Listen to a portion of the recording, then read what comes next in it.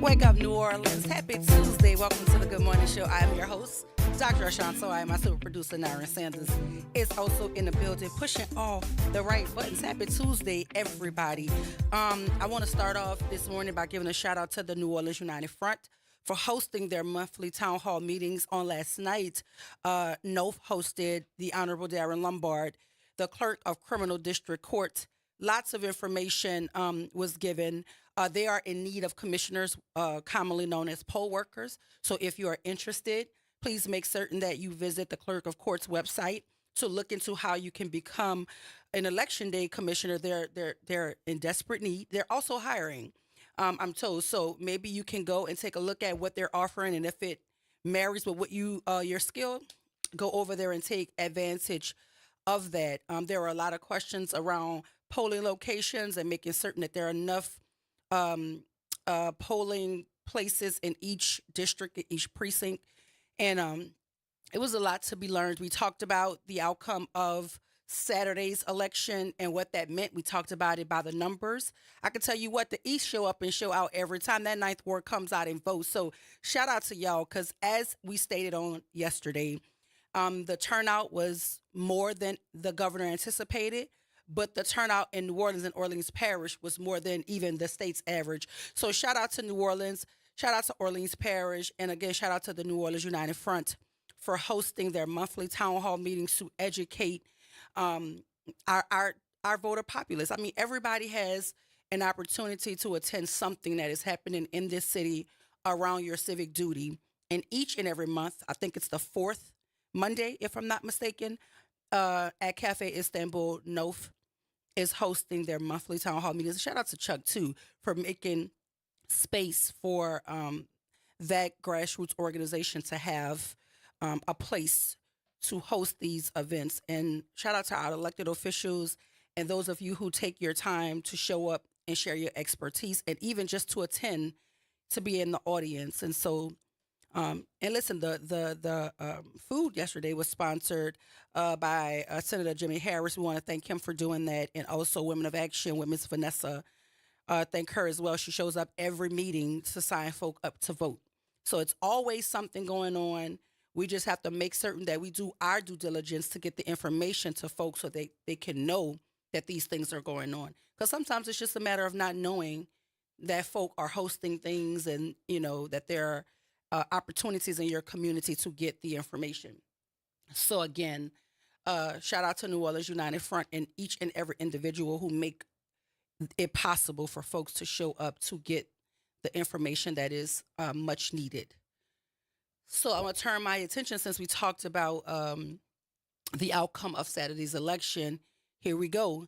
I was having a conversation with some folk just kind of around how the president responds when he doesn't get his way, right? And when he doesn't get his way, he tends to try to usurp policies, rules, legislation, constitution. I mean, he tries his best with these executive orders that he scribbles on all the time and clogs up the courts, fighting, against things we shouldn't be fighting for. Because if you're really about this country, then I'm not certain how you even can excuse a person you voted for trying to tear down or just implode the Constitution. And he's trying very hard. So my question then became, what will Governor Landry do? Because it seems that when we don't get our way, we go on a revenge tour.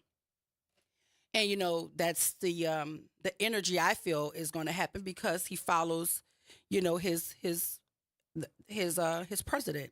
He seems to be lockstep. He doesn't deviate from any plans. He's actually housing detainees in the state of Louisiana. They're pulling people literally off the streets. They are not identifying themselves. They're not dressed like any governmental agency. They are literally showing up like the Jump Out Boys used to do in New Orleans. Y'all remember the Jump Out Boys? I can remember fighting against the Jump Out Boys, going to these panels talking to police about how inhumane it is for police officers to just jump out of plain vehicles and plain clothes, no identification. And the panel of officers tried to tell me that wasn't happening.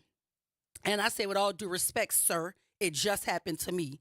I was dropping one of my players off. I was at the time coaching at John Eric Higgins. I can't remember which school at the moment, But I was dropping off one of my players. It was late at night, and I pulled into this complex, and I got surrounded by 4 police cars, and they all jumped out, guns drawn, and everything. And I'm in my mind saying, "Do you know that a reflex could have made me touch the gas because now I don't know who you are." And I would have died because you have this policy or this procedure that you do trying to, I don't know what the intent is, try to catch folk off guard or whatever, but it's not safe. It's not, and I can tell you with all, in full transparency, you couldn't have thought I was anybody committing any crime. I wasn't doing anything to make myself look suspicious. I literally was dropping someone off. That's it. And so if it happened to me that way, then I know it's happening to other people that way. And so I started going to meetings where police were when they were having these town halls and these meetings about police procedure and police conduct. I started showing up because I was like, this is surreal to me. Like, y'all are really doing this. I could not believe it. But yes, they're doing it. So that's what's happening right now with our government. I liken them to jump out boys because you don't have any clothing on that tells me you're law enforcement. I don't see any badges. You have your face covered like you're about to hit a lick, like you're dressed like you're about to commit a crime because that's what y'all are doing. Pulling law-abiding citizens off the street, people who have actual documentation for why they're here. And you're just circumventing all of that. Because what? And this is supposed to be America. We're not operating like the land of the free and the home of the brave. We're not operating like we want liberty and justice for all people. And we have a governor in our state that is lockstep with that foolishness. So now my question is, what will you do now that you've lost? So let's talk about it. Let's see. It says Louisiana voters shot down Jeff Landry in the legislator's tax plan. Will they try again? That's the title. And it says, after Governor Jeff Landry and his allies in the legislature failed to convince voters to greenlight a constitutional amendment to change state tax policy, lawmakers are already beginning to formulate an alternative plan. Now, I want to be very clear about this. I always believed that of all those amendments, that was the one he most wanted. That was the one he most wanted. What he did not account for was this campaign around voting no on all 4 because it made it very simple for people. We don't want none of it. 0. No, no, no, no. We sounded like Destiny's Child. Yeah, we don't want it. He didn't account for that. So here's the plan. The question is, will they again propose a sprawling rewrite of an entire section of the Constitution? Sound familiar? People trying to rewrite the Constitution right before your very eyes. And then they try to distract you. Kind of like with the Trump administration is trying to do right now. Every other word is Biden this and Biden that. But no, baby, focus on Signalgate, how y'all were doing war plans in a group chat. That's what you get when you put an alcoholic in charge of things, because he probably was drinking. Just talking, drunk. I don't know. Do you have people inviting people to the chat? You should have made it so that only the person who has the highest rank should have been adding people to the conversation. But you got folk just willy-nilly going in their phone, adding folk to the group chat. And I don't know about you, but I did just what the reporter did. I'm not about to tell you I'm in a chat because I want the information too. I want to know what all of these folk are doing. Since they were so gung-ho about Hillary Clinton's emails. Y'all remember that? Y'all are actually on Signal talking about war plans. And then they tried to distract us. Talk Biden this and Biden that. It's a distraction. Y'all snatching folk off the street. And y'all giving y'all media folk the stories to talk about so that this Signal gate can die down. We won't let it though. Because folks should have been fired. Because most of them shouldn't have even been in the cabinet to begin with. That tells you their level of competence. You know, like y'all like to talk about? And y'all talk about DEI. That man is a DUI hire. He's under the influence. When he did a interview, he looked like he was drunk. He looked like he was one conversation away from losing his mind on national TV. But this is the person who our governor is taking his cues from in terms of leadership. So now the question is, will he try again to do a sprawling rewrite of an entire section of the Constitution? The decision looms large at the next legislative session, which is set to begin in 2 weeks on April the 14th. I wonder if our legislators are battle ready, because that's what we need to be. On Saturday, 65% of voters, or roughly 410,000 out of 634,000 total who cast ballots, rejected Amendment Number 2, which fell by wide margins in urban, mostly Democratic parishes, but also failed in some Republican areas of the state. Yes, St. Martin's, his hometown, yes. It did. The proposed amendment would have been a near complete revision of Article 7 of the Louisiana Constitution, an expansive and complicated section that governs state taxes and budgeting. Now lawmakers are back at the drawing board. At least one piece of the legislation aimed at constitutional changes to the state tax law will likely be introduced during the regular session this year. And that is a quote by State Rep. Julie Emerson. She's a Republican from Carencro who sponsored Amendment 2. And I could almost guarantee you she didn't even read it. Most likely didn't even know what was in it. Because, these lawmakers like to sponsor stuff and just put their name on it. They don't know what they're signing. Republican out of Carencro, I would love to hear her explanation of Amendment 2 and why she decided that sponsoring it would be the best thing to do for Louisiana. They said she was also a key figure in advancing land use administration tax policy initiatives over the last several months. Emerson, who chairs the House Tax Writing Committee, says she's unsure if legislation will take a more broad stroke approach if it will be narrowly focused on certain changes. I do think you'll see at least one bill that deals with Article 7. I just don't know how many pieces of Article 7 we'll be trying to deal with. So she said. So they're already working, y'all. They're already working on their plan B. Already working. It says Amendment 2 was very ambitious, says Senator Franklin Foyle, a Republican out of Baton Rouge. He's the chair of the Senate's Tax Writing Committee. If I were to try to do it again, I might try to do it in smaller pieces. Oh, you bit too much of the elephant. He said he would do it in smaller pieces so they'll have some options as opposed to just one big amendment with everything in it. No, you did one big amendment with everything in it because you didn't think that the folk will go out and educate people on all of the things, all of the nuances in it. That's why you did it. You didn't do that by happenstance. You did that on purpose because you wanted to muddy the waters. You wanted to make it cumbersome, but it didn't work for you. So yeah, give us smaller bites so we can chew and swallow and digest it a bit better. But we still gonna educate people, even if you give it to us in smaller bites. But you did it, and it didn't work for you by trying to bite it all at one time. So they're already working on a plan B, and I hope our legislators are battle ready because anything that doesn't serve the people needs to be shot down.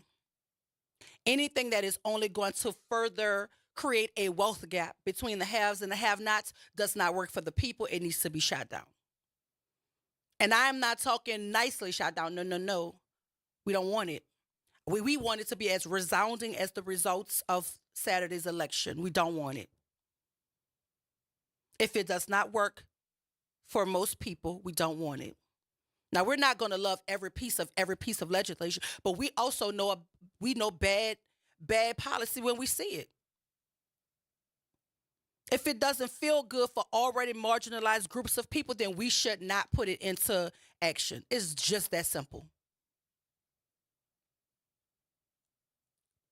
This kind of stuff starts to make me think and wonder because I've never worked in the legislature. I don't know what the qualifications are, but it's starting to make me think that the criteria to sit in these spaces and have these conversations about how to govern people does not really come with a whole lot of criteria. That's what it makes me think. Because certainly there must be an ounce of humanity that has to be in the formula for you to want to govern folk. But see, there's no thermometer to check your humanity until you're already in office, right? And then we're seeing the stuff you're co-signing and sponsoring and pushing for. Because you say all of the good things to get elected, and then you go in there and you act like a maniac.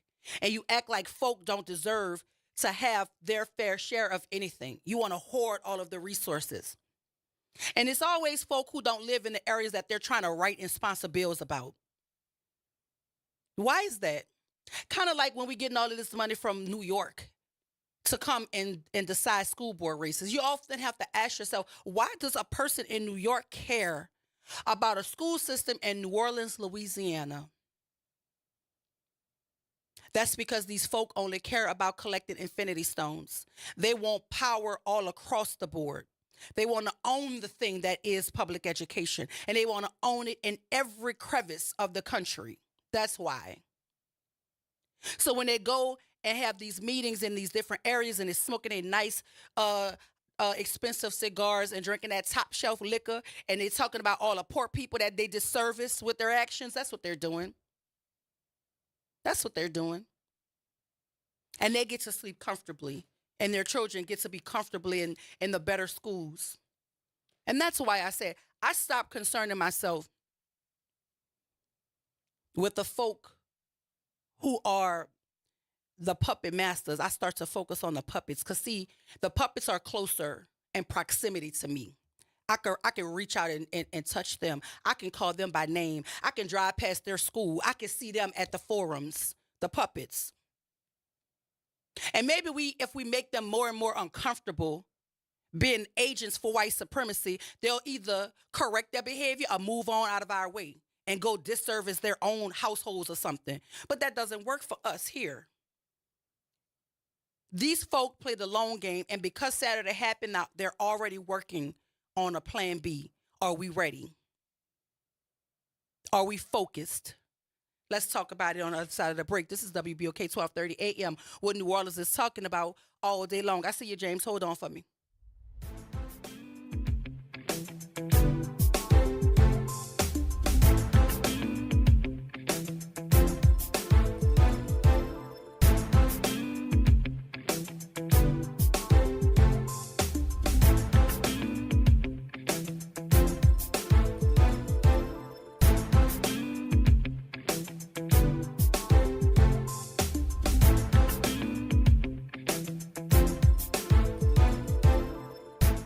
This is Monica Pierre along with Sally Ann Roberts Daybone, co-host of Your Power is On. Tune in Sunday mornings from 7 to 8 a.m. for music that feeds the spirit. Get your Sunday on. Right here on WBOK 1230 AM and WBOK1230.com, the station you listen to all day long. Good Tuesday morning. I'm Daryl Forges with WDSU News, and here's your headlines. The New Orleans Police Department is investigating a shooting near Lincoln Beach. It happened around 10:30 last night near Haynes Boulevard and Bullard Avenue. Officers say when they arrived at the scene, they found a 19-year-old man suffering from a gunshot wound. He was taken to a local hospital. No word on his condition at this time. The North Shore will pay its final respects to a beloved St. Tammany Parish deputy, Sergeant Grant Candies. Candies was killed in the line of duty during a high-speed chase. Funeral services are set for this morning at the Harbor Center in Slidell. Visitation is from 10 a.m. to 1 p.m. with the service and procession to follow. Today, you can get to know the two finalists vying to lead NOLA Public Schools as superintendent. Those two candidates are Dr. Fatima Fulmore and Dr. Sharon Clark. Today, the Orleans School Board is hosting a public engagement meeting to introduce both finalists to the community. That's happening at Walter Cohen High School at 5:30 p.m.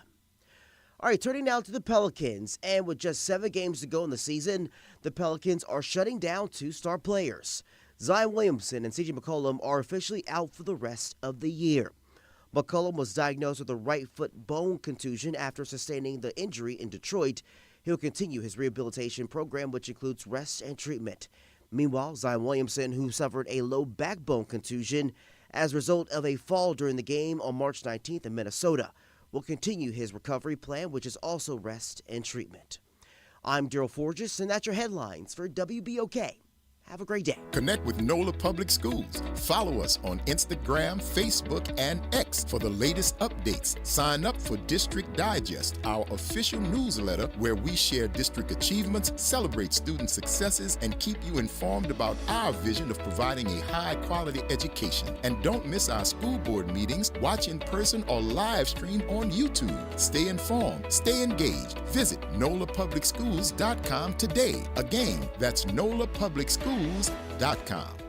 Visit DePaul's new Algiers Health Center at 2801 General de Gaulle Drive to receive primary and preventive care for both adults and children. Services also include behavioral health, imaging, and on-site pharmacy, vision, Medicaid enrollment assistance, and more. For appointments, visit DePaulCommunityHealthCenters.org or call 504-207-3060.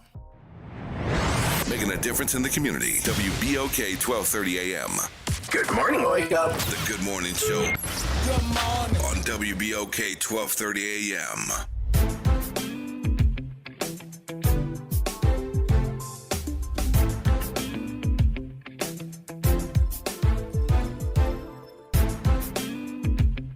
And we are back. Welcome back to the Good Morning Show. If you're just joining us, we're having conversations around whether the next steps in the wake of the election on Saturday. They're already planning for their plan B. Good morning, James. Welcome to the Good Morning Show. James? Hello? Yeah, I'm here. Grand Rising. How are y'all? I'm great. How are you? All right. You said it.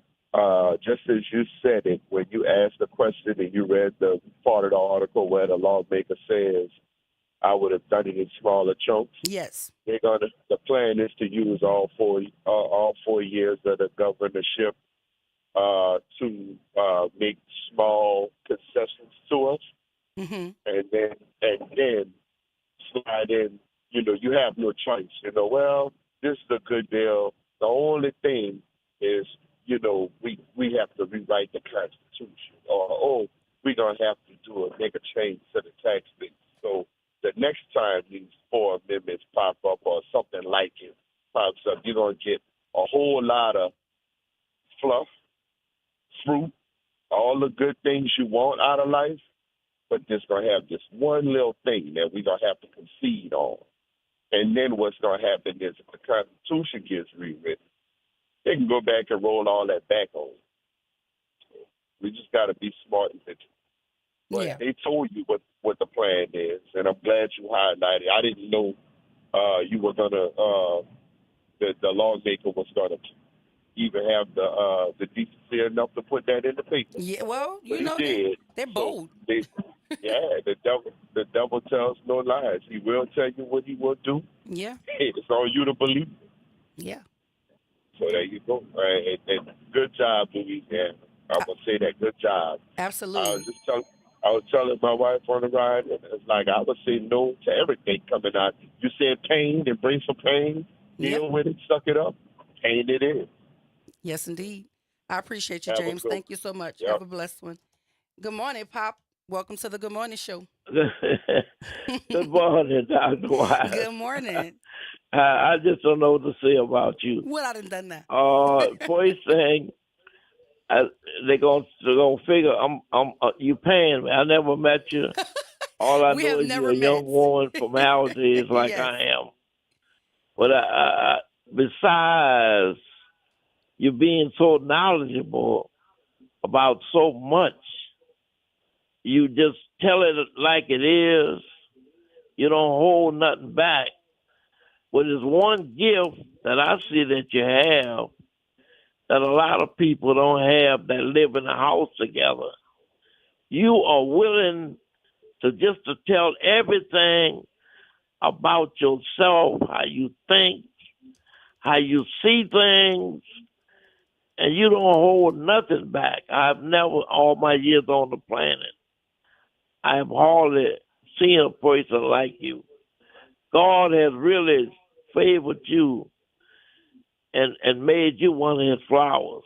And I tell you, and like they say, you really got it going on. And I get excited whenever I hear your voice and hear you speak. Thank you. But now, what's the subject this morning? You're talking about So the governor, the amendments failed. So now he is already working on a plan B. And their stance is that they gave the public too much at one time, which is what they're attributing to the failure of the passage of these amendments. And now they're working on the plan to chop it up into smaller pieces, and hopefully the public will take it better if it's in smaller doses. Who is he for? I'm sorry? Who is the governor for? Or is he for the people of Louisiana or what? Well, it doesn't seem that way in the things that he's pushing. We know that he's a Trumper, And so, in my opinion, a lot of the work he's doing kind of mirrors what's happening on a national level. Oh, so I see. Yeah. I see where he's going. Yeah, I understand that. So he's not any benefit to the state at all. Not in my opinion, which is why I voted no on all four. Like, not in my opinion. Yes. Well, how could he believe that what he's doing is right? That's what I want. How can the people believe? But they showed him with these amendments. They absolutely showed him, and you have to also take into consideration that his own parish voted it down as well, where he comes from. So I think that's something to talk about there, because most lawmakers, when they're running for something, trying to get elected, their home parish lifts them up, in that effort if they feel like they're best for what the community needs. And his own parish said no to all four. So it was eye-opening, and I think it was jolting for him as well. And so now they're going back to the drawing board. So hopefully our legislators here and all of the folk who help vote down these amendments are prepared to stand up to him once again if what he's pushing doesn't work for the majority of the people. But Dr. Wise, I think I already know the answer. I think I do too. You think that's going to stop him and try to do the right thing for the people of Louisiana? Yeah. And I mean, and to James's point, that's what he's saying. He may take his whole entire term just trying to push through these initiatives the whole duration of his term.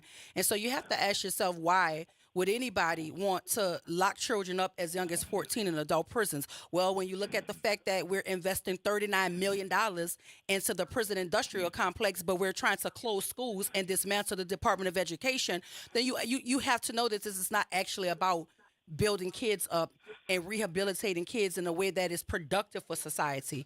They want to continue to incarcerate their way out of social issues that they can actually fund and make better. So that's just my stance on it, but put them in jail and deny them food. Yes, absolutely. Yeah, that seems to be the policy. Absolutely. So there we are. Thank you, Dr. Wise, for taking my call. Have a good one. Good morning, Ms. Jones. Welcome to the Good Morning Show. Good morning to you and to everybody that's listening. The next thing they're going to try, and probably always, is to get you purged from the voters registration. So it needs to be ongoing that we do some of the things like check your voters registration record to see if it's there. Check your location so you would always know it. Get an absentee ballot if you need to. Maybe you'll be out of town, or maybe you're just disabled and can't get out. You have a right to have an absentee ballot, and you'll have it already. And always vote, like Chicago say, vote early, vote often, because they're going to try to purge your names, as many names off as they can. And you have a right to have help inside the booth for whatever reason, but have it registered, because you have to sign that you're helping somebody. I helped somebody, a couple of persons who are visually impaired. So anybody who has any problem has a right to get it done now. And don't stop. We got to keep going, because he's vicious. He's vicious. And I'll say this, after all that's said and done, Trump is probably going to kick him, and somebody's going to kick Trump sooner or later. Yeah. And it'll be very dangerous, because, say, Trump is a dangerous man, and he's imitating. Trump probably doesn't even like him being a Southerner, white Southerner at that. Yeah. I listen, I'm with you. I think that whatever their game plan is, we need to stay focused on the main thing, and that is to protect this community and protect these children. And again, if anybody's pushing legislation that doesn't work to the betterment of all of us, all of our communities, all of our children, then we should just vote it down every single time. Every single time. And I'm just too sorry we couldn't vote that superintendent position, because those people know they're wrong. They know who they are. They know just who they are. But there's somebody that's looking high. Anything come up happening to you afterwards because of all that they've done wrong and knowing it, then let it be. So be it. But in the meantime, and always get with groups, form groups that understand the English language, the mechanics of it, so you understand why they're going to, why they're doing what they're doing, because most of those series don't even match, have no way. And a permanent teacher raise, it sounds like it's permanent one time, if then, That's what it sounds like to me. Yeah, it was just a whole lot of, it was just trying to muddy the water and push things through. But I'm glad the people of Louisiana, specifically the people in Orleans Parish, were bold enough and they showed up and showed out and voted it down. So we're thankful for that. So whatever And they're it's just trying for next, we just need to be everybody. prepared. And Absolutely. not just blacks, but Caucasians too, because you're rocking the same old kind of boat that we are. He does not care. The rich does not care. They're ripping this country apart, just like they said they would try to do. So we know this, so we know we have to fight. And you have a right to vote, and don't come up with this religious stuff. My religion don't allow me to vote. We are on this earth. We live in civically. It's not going to be always, but in the meantime, we are here. And I don't think the master would hold that against us. Yeah. Well, thank you, Ms. Jones. I appreciate you. I appreciate you very much. You're very much appreciated. And they just don't know. They have a golden, I'm going to say really golden girl. I don't mean age. Thank you so much. Diamond. Appreciate you. I appreciate you too. Have a blessed one. Listen, I think it's also important to note the author of the bill, which the Amendment 3, and I've spoken her name on here, but I want to make it very clear to you. It is State Senator Heather Cloud. And what is so, like, I'm taken aback reading. This is what Heather Cloud is, an American politician, businesswoman, and educator from Louisiana. Educator. That's what it says. And then I'm looking at the districts that she governs, and it's Acadia, Allen, Avoyelles, Evangeline, and St. Landry parishes. Most of those parishes voted these things all the way down, all four. So then you have to ask yourself, why don't the people believe y'all? Why they don't believe you when you say this is what the bill is, and then they go to the poll and say, we don't think you're telling us the truth, so we're just going to vote against it. There's something to be examined there. Why don't the folk believe you in your area that you govern, but yet you want to sponsor bills that affect our area, our parish, but the people where you live don't even believe you, ma'am? I'm just trying to understand, what is this about? But because you see, when you did your sampling, trying to dissect crime, you targeted East Baton Rouge, Caddo Parish, and New Orleans. Those are the areas you targeted, and all three of those areas resoundingly voted it down as well. But why the folk where you live, in your district, why don't they believe you? Why didn't they vote this in the way that you asked them to in District 28? Why? Why don't they believe you? Well, I'm of the mindset that y'all are taking the voters for granted. Y'all are thinking that you can somehow fool the people. Maybe you can fool some of the people some of the time. Maybe that's what you can do. And that's what y'all did when the governor's race happened. You fooled some of the people some of the time. And then some of the other people just didn't come out to vote. A large majority of them, right? But then when you poke a bear, you poke a bear and you grandstand and you get on national TV and you start whispering about a 12% turnout. And you have this smugness about yourself to go conduct interviews on the very campuses of the people that you don't even think deserve education. While you pushing back against diversity, equity, and inclusion, but you're going to go on Southern University's campus and hold a whole presser. That was a shot. You did that intentionally. And I made the people aware of it. The same way you hide your affiliation with Southern University because you want to boast up your affiliation with Loyola, but you went to Southern first. A whole bunch of diversity, equity, and inclusion help you get up in there. But you don't want to tell the people that. So I'm trying to understand, why is it good enough for you, but then you want to try to blow it all up when other people can benefit from it? I don't know. But there are lawmakers, people who are in positions to govern our children, who believe, and the quote says, some of these kids are already lost when they're 2 years old. See, that's the quote that got me hot. Hot, 2? Are you serious? You mean 2 years old when they're probably just learning how to be stable on their feet, walking, saying a couple words, right? Trying to eat solid food. Like that's what we talking about here? Trying to work on dexterity, holding things. Like what? 2, they're already doomed. What kids you know that are already doomed at 2?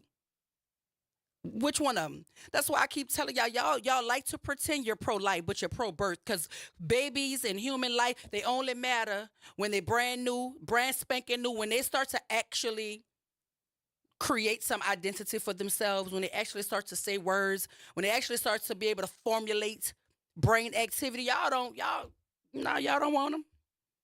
He said they're already lost as young as 2. And these are the people in Baton Rouge making decisions for folk. It's almost scary to think that anybody, and he said it on the record, he said it out loud, like it wasn't just a thought. He didn't write it in his journal. He spoke those words. The amendment sponsor, I'm talking about amendment number 3, that was aiming to lock children up for adult crimes as young as 14.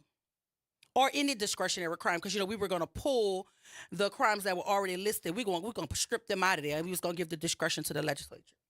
So the person who sponsored this is Republican State Senator Heather Cloud from Turkey Creek.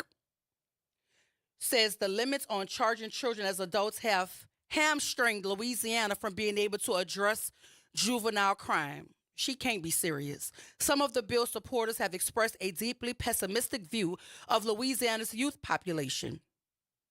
In a House committee hearing last fall, Republican lawmaker Tony Bacala told his colleagues some of these kids are already lost when they're 2 years old. Hey, Tony, are you a father? I'm going to look you up and see if you're a father.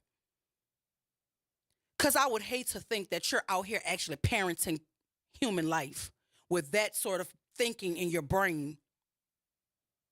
Some of these kids, well, what kids you talking about? Some of these kids, what kid? Because you're not talking about your kids, because I'm sure you're a parent. Well, whose kids are you talking about? What 2-year-olds have you met that are already lost? Show them to me. It's sick to me that folk can say things like that and still hold positions that actually have outcomes on people's lives. It's sickening to think that.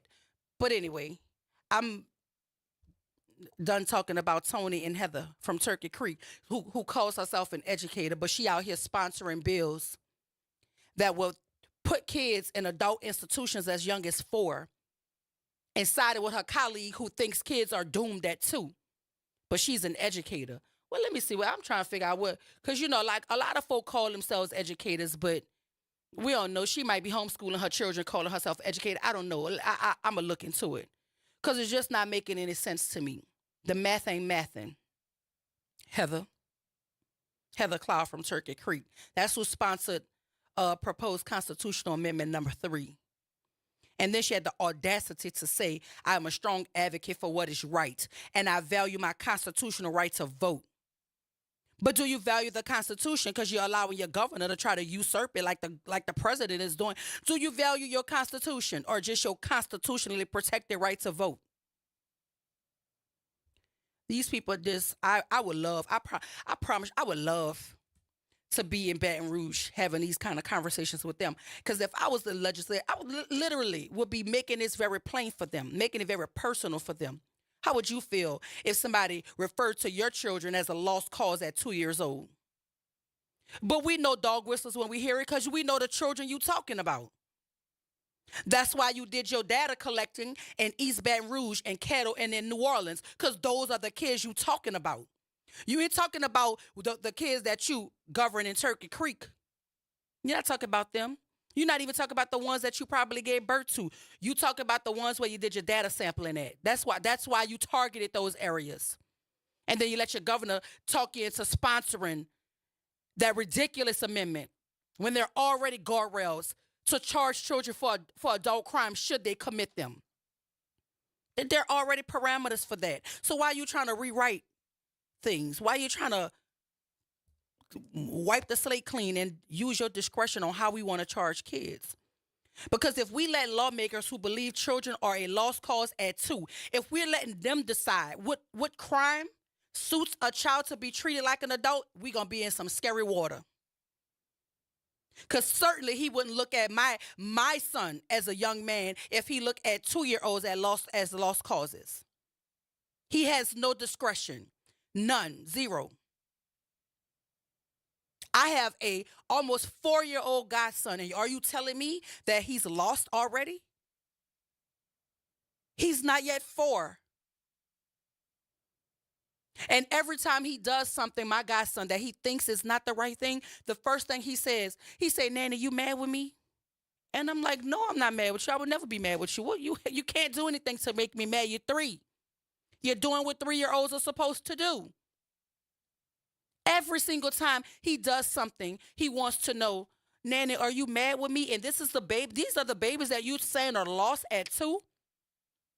Some of these people are not fit to serve us. Some of these people are not fit to govern animals, let alone human beings. Because the same people that are open their mouth to talk about kids are lost at 2, that's the same people that want to hang you. If you run over an animal, if you beat an animal, if you leave the animal outside with not enough food, they will want to hang you publicly, literally and figuratively. Because God forbid the animals have more rights than living, breathing human beings. Some of these people are not fit to serve. Not in the capacity of lawmakers and legislators. Like, it's scary that we can think this. So now here's the next scary part. Louisiana lawmakers are to discuss budget priorities as teachers face a pay cut. Now, why would teachers be facing a pay cut when you was just talking about giving them a permanent raise? That's the story you ran with. Because now they're saying they got to pull the money from somewhere. What you say about it? Jason, I see you, baby. We got to take a break and pay a couple bills around here. But when we come back, we're going to continue to talk about it right here. This is WBOK 1230 AM, what New Orleans is talking about all day long.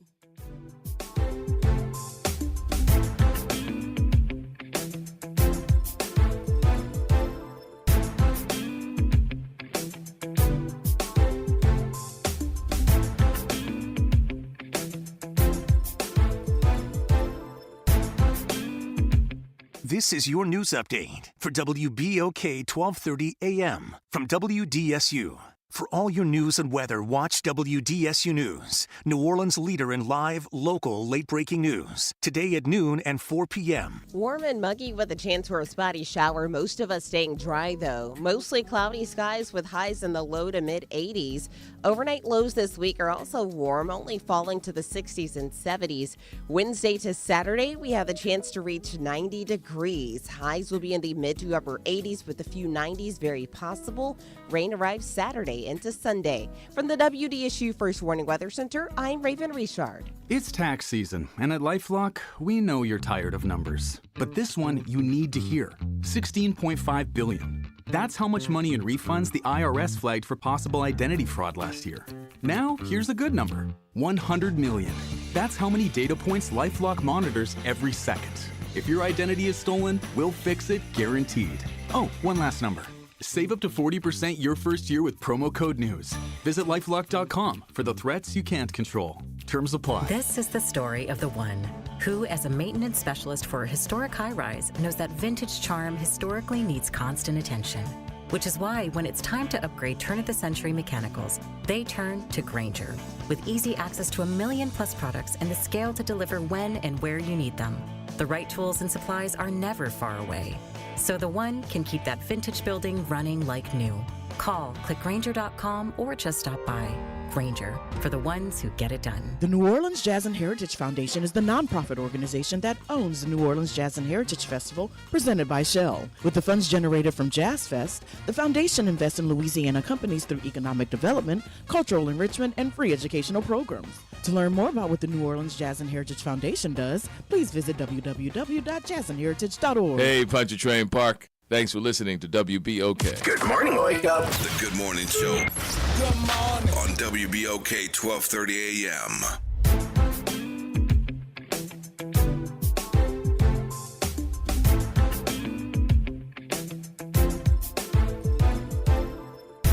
And we are back. Welcome back to the Good Morning Show. Hey, Jason. Good morning. Welcome to the Good Morning Show. Hey, how you doing today? I'm great. How are you? I'm doing real good. Look, I wanted to give you a call. I'm listening to what you're saying in your segment, and it got me to thinking as I'm dropping my wife off at work. My oldest sister, is a teacher, and she has some real good friends, and we know it's, when it comes to the teachers, they're mixed. And she said something one day. It was a young lady she brought to my home, and she said, Jay, you won't believe the stuff this lady posts on social media about Trump and Jeff Landry. And I'm steady trying to tell my sister, I'm like, why are you surprised? Why are you surprised? They could put on their veil and work with you every day. Yeah. And the truth comes out, you know. They don't change who they really are. You know, another one, I was living in Kenner in a condominium complex. And my next door neighbor, my wife just had 2 children. She was in love with our children. And my wife would talk to her every day. My wife always asked me, baby, why don't you never have anything to say? I said, baby, that woman not right. Come to find out, she over the board, right? Of the condominium complex. She passed some new bylaws to where you cannot lease a condo anymore. It took the older white guy on side of me to come to me one day and say, well, this is the new bylaw she just passed. When I said my wife felt so bad, I said, baby, they could smile in your face and hate your guts at the same time. Just the same way they could teach our children and put laws up to lock them up. Like, that's why I always tell people, I stay my distance. I have nothing against no one.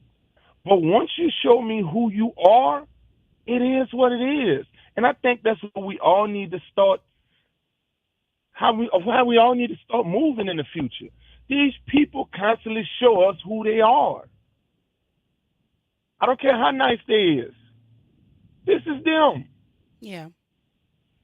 You know, and I hate to say it like that, but just listening to you and the passion in your voice, how can you be an educator?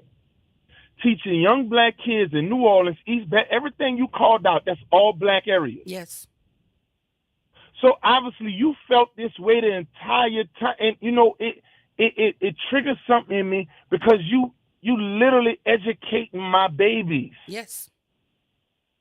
Yeah. And this entire time, this is how you felt in the inside. This is why when I hear the dumb narrative about, oh, it's just a few bad apples, BS. I call BS every time. And I think we need to stop falling for that. No. You know, and I love the conversation this morning, and I hope we have more like this. But it really got to me that it's a lot of them in this education system. I never forget when I was in high school, and I love my mother, God rest her soul. She's a wonderful woman. I used to get into a lot. A very mischievous child. I was in junior high. We had an assistant principal that kept egging my mother on to let me and my brother go get our GED, drop out, and things would be better. And I never forget my mother said, I will never listen to these people when it comes to my children. You know, so yeah, that really got to me this morning to have somebody sitting in front of our babies. And let's just be real. She don't like you. That's the connections I'm hoping people make. Like, how can you serve in the capacity of an educator and have those sorts of thoughts about children? Like, I couldn't have been an educator and somebody come to me with that bill and ask me to sponsor it. Absolutely not. Would not happen. No. Would not happen. And I don't care what race or creed you are. Right. Would not happen. If I was an educator, I don't care if it's all Spanish children. And somebody said, well, these schools in Kenner and all the area with a high Spanish population, we're going to do. No, we're not doing that. No, I'm not doing that. I have a soul. Yeah. That'll never pass on my watch. But the way you said it and how I'm thinking, baby, you in all the black areas. Well, that was the targeted areas. That's why we know who these kids are that they're referring to when they're talking about they're lost at 2. That's how come I know that's coded language. If you thought this was about all kids, then why did you only target 3 predominantly black communities to do your sampling for juvenile crime? Make it make sense. Thank you. So they're not fooling us, but I'm with you, Jason. I appreciate your call this morning. Thank you. Have a blessed one. Good morning, Shedrick. Welcome to the Good Morning Show. Good morning, Dr. Wyatt. Good morning to the listening audience. Dr. Wyatt, I must say thank you.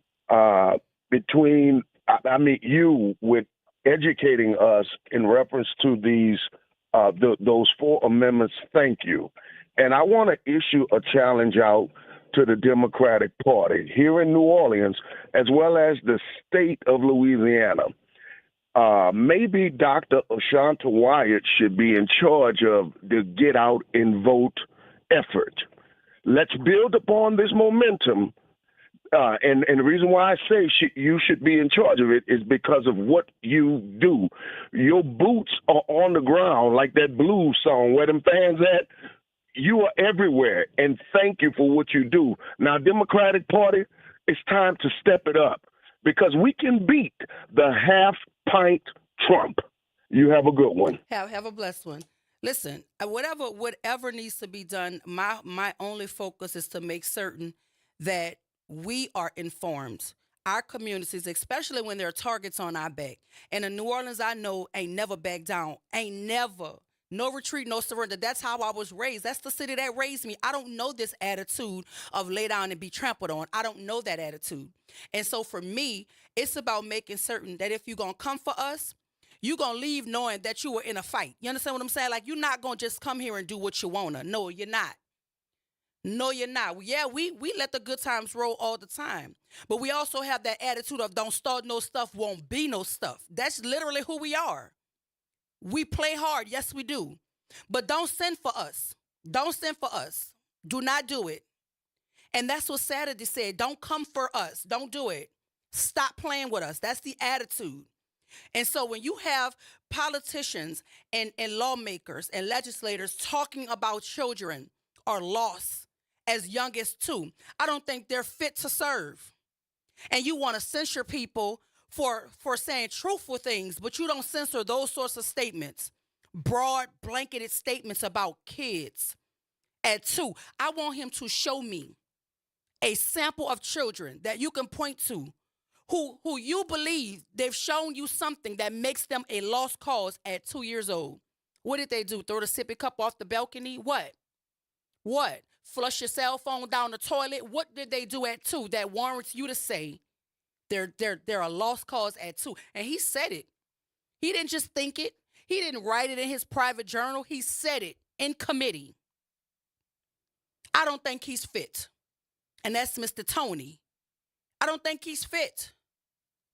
So I don't know what the criteria is. I really don't. I don't know what the qualifications are to be able to sit in a position of authority to make laws about a whole populace of people. I don't know what it is. But I surely wish and hope and pray that there's some sort of humanity check going on, something. Because you wouldn't talk about animals the way you talk about children. And we know the kids you're talking about because we know the kids you're targeting. And yes, I say targeting. I did, because that's what this is. Because again, we like to talk about juvenile crime as if it's synonymous with black children. That's what we like to do. Oh, it's out of control, it's out of control.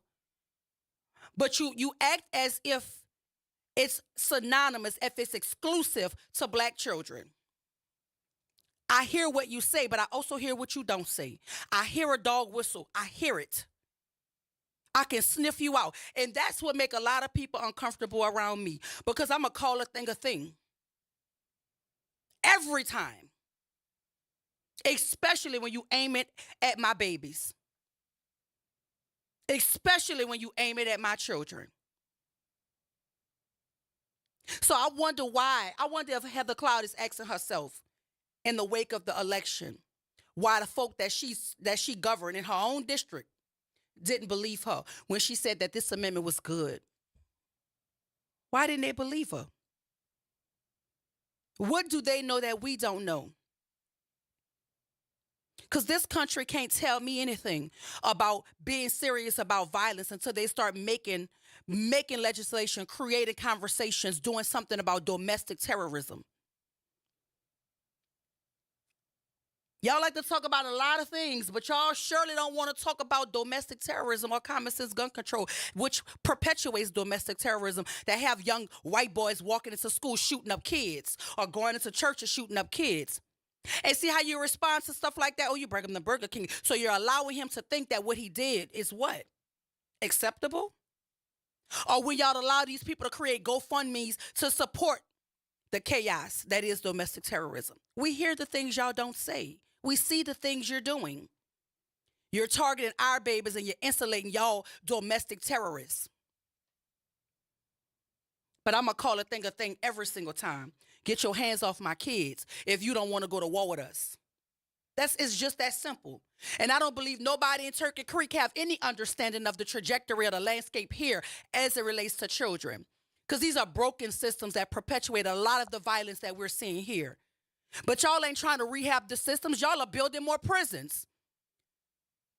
You're not resourcing the schools. You funding more prisons. Because you think you can incarcerate yourself into what? Quality of living? How about you pay their parents? How about that? So they can afford eggs and bread at the same time. They can pay the light bill and the water bill at the same time. Pay their parents. Broken systems perpetuate criminal activity. We always got to go to break because we always got to pay bills. But when we come back, we're going to jump into more conversation.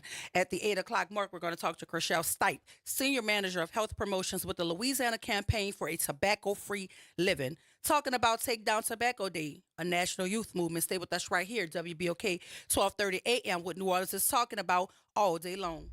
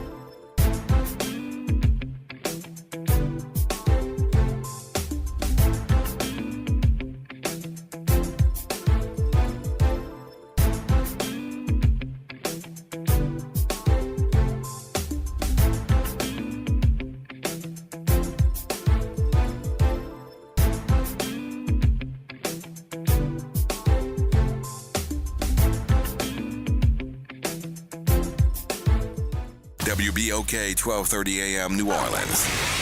Home of the Good Morning Show, 7 to 9 a.m. weekdays. This news report is brought to you by New Schools for New Orleans.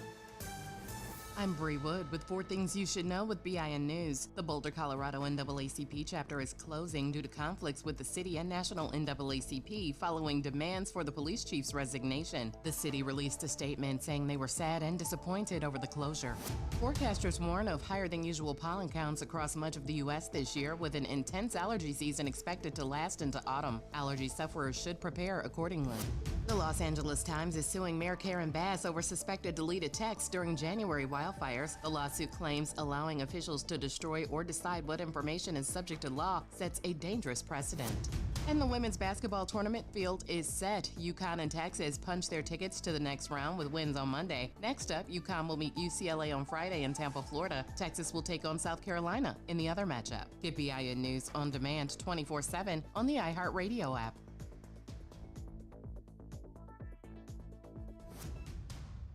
New Schools for New Orleans is committed to celebrating the hardworking teachers of New Orleans Public Schools. Join us at the 4th annual NOLA Teacher Fest, sponsored by the All-State Sugar Bowl New Orleans teacher community. The NOLA Teacher Fest is happening Friday, May 2nd at Champion Square from 4 to 7 p.m. The fest is open to teachers, paraprofessionals, deans, coaches, counselors, and other school support staff. Visit our website to learn more and RSVP, www.newschoolsforneworleans.org. Good morning, Wake Up. The Good Morning Show. Good morning. On WBOK 1230 AM.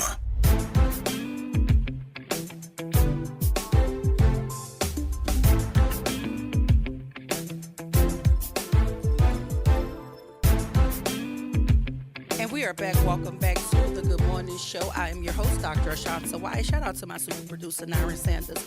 Let me say this before we jump into conversation with our guest. I did not want to leave off Debbie Villio. She's also a co-sponsor, or was a co-sponsor, of proposed constitutional amendment number 3. And if you want to know where she's a native of, she's right there in Kenner, Villio is a native of Kenner. She earned a Bachelor of Arts degree from the University of New Orleans in 1985 and a Juris Doctorate from Loyola University, New Orleans College of Law in 1988. So she's right there in Kenner. She co-sponsored, along with Heather Cloud out of Turkey Creek, but they're allies of Governor Landry. So that gives you the information. And I wanted to make certain I didn't leave her name out because we want to give her credit. Debbie Villio, right out of Kenner. So I wanted to make that very clear. It wasn't just Heather Cloud out of Turkey Creek. It was also Debbie Villio out of Kenner. But right now we're going to jump into conversation about Take Down Tobacco Day, which is a national youth movement, talking about a tobacco-free living with Chriselle Stipe, Senior Manager of Health Promotions with the Louisiana Campaign for a Tobacco-Free Living. Good morning, Ms. Stipe. Welcome to the Good Morning Show. Good morning. Thank you for having me this morning. No, listen, thank you for being here. So talk to us about this campaign. Tell us more about the Louisiana Campaign for a Tobacco-Free Living. So Louisiana Campaign for Tobacco-Free Living, we are a program of the Louisiana Cancer Research Center, and then also the Louisiana Public Health Institute. And we're dedicated basically to advance tobacco control policies across the state. And our mission includes preventing youth tobacco use, also eliminating exposure to secondhand smoke. We promote quit services, and we also address in those communities that have a high rate of tobacco use, we address those disparities. So how do you what is the role in trying to control tobacco in Louisiana? Like what was the catalyst for this? Were you seeing large amounts of like the numbers increasing in certain populations with tobacco use? What was the catalyst for trying to create this movement around a tobacco-free living?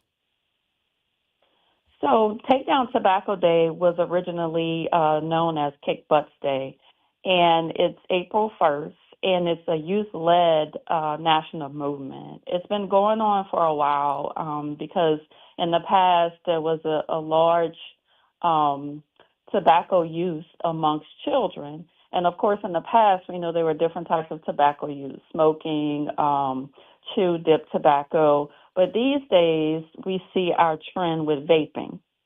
So we still see an increase of use of products. It's just that the products have changed. And Take Down Tobacco actually is youth-led, and it's a national movement. It encourages youth to take that challenge against big tobacco. So it exposes the deceptive tactics that they use as far as marketing to youth. And so on this day, we empower youth advocates to stand against it, speak out, and especially the vape products, and make that change. So what are some of the key goals of tobacco-free living, and how do you aim to achieve them in our state? So within Louisiana, for youth, we have a Next Era program where we're empowering youth across the state. And some of our programs are within schools, some are in community groups where youth are moving around and they're promoting a healthier living. They're speaking to councilmen in some areas. They're also speaking to younger kids within schools, educating them, empowering them, trying to get youth not to fall victim to using tobacco. Also, we have, and for Take Down Tobacco Day up in North Louisiana, we have an event focusing on youth, and we have them in South Louisiana too for Take Down Tobacco Day. We have a smoke-free, vape-free pledge challenge that we challenge youth to sign and decide that they're going to be tobacco-free for life, just making that commitment. And they can also do it through social media. In our social media campaign, leading up to today, April 1st, Next Era, we run social media, including hashtags like hashtag Take Down Tobacco, hashtag Smoke Free Generation, or hashtag End Vaping. And it includes facts about these vape products and also youth telling their story about how they use the product and if they're quit, what they went through to try to quit. And so, what is, because we know you said, I heard you mention that it was previously called Kick Butts Day. What is the Take Down Tobacco Day, and how does it differ from the previous campaign to Kick Butts? Mm-hmm. So with Takedown Tobacco, they kick butts. Basically, you're focusing on one type of product, the cigarette butt. So with Takedown Tobacco Day, we realized we need to encompass all types of tobacco, the regular combustible traditional tobacco, and also the electronic cigarettes and the vape products and the different nicotine and tobacco-based products that are coming up, because it's forever changing regarding these products to focus on our youth and get them addicted. Yeah, and I think that folk don't think about how impactful like tobacco is. I mean, we used to have when we were in school, we had huge campaigns going on around tobacco too. I think nowadays they make it so attractive. Like even with the vapes are they are colorful. They what I would be considered cute, and it's to me just another way to be attractive to kids and make them want to try things of that nature. So, can you describe the Next Era movement and its impact on promoting tobacco-free lifestyle among Louisiana teens?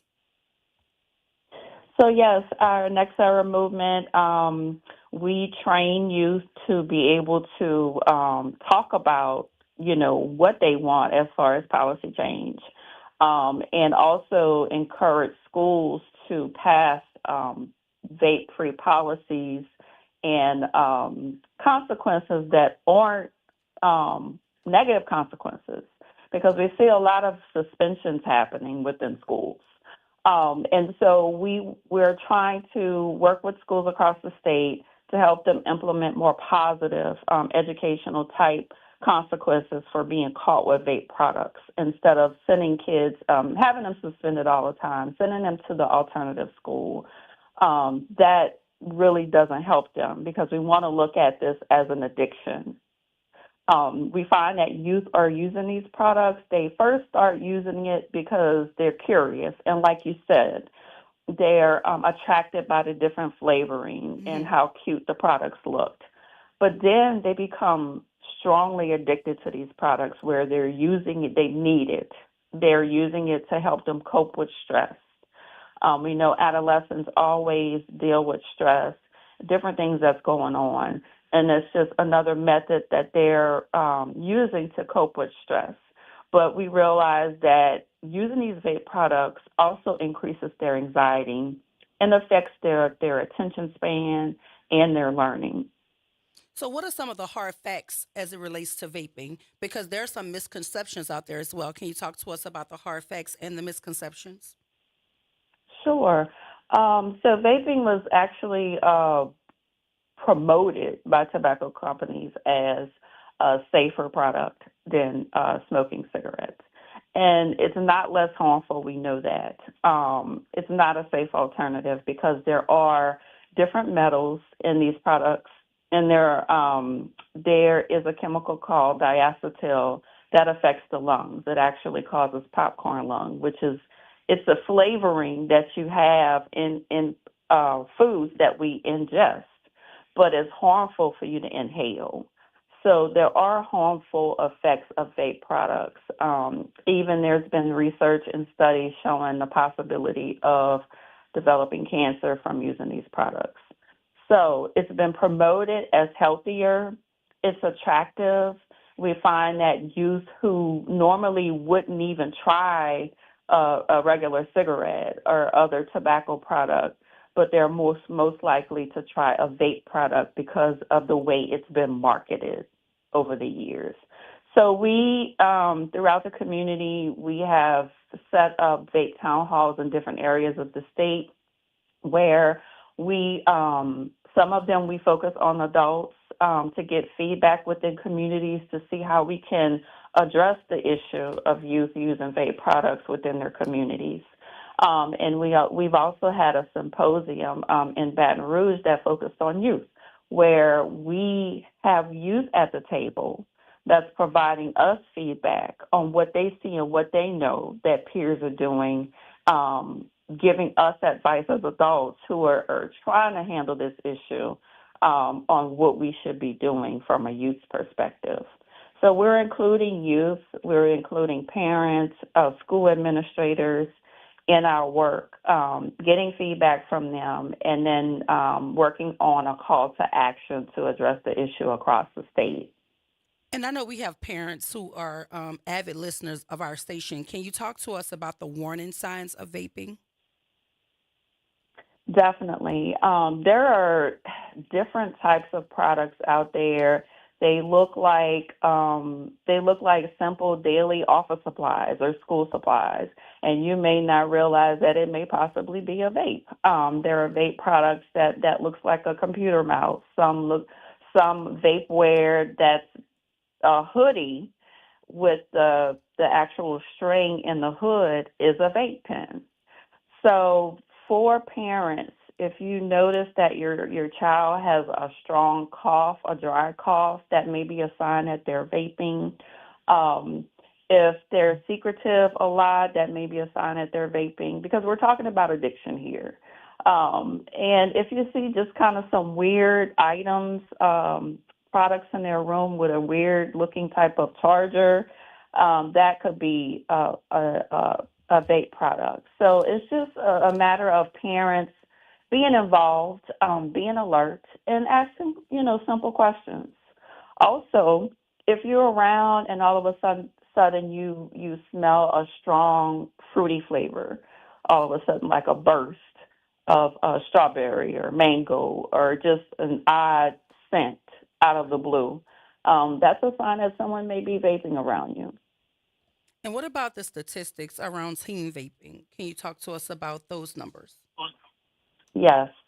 In Louisiana, and we actually conduct, there's national data out there across the nation, but in Louisiana, we do a Louisiana Youth Tobacco Survey, and we found that 1 in 3 high schoolers are currently vaping, and 1 in 5 middle schoolers are currently vaping. So that is definitely a high number of youth that are using the products.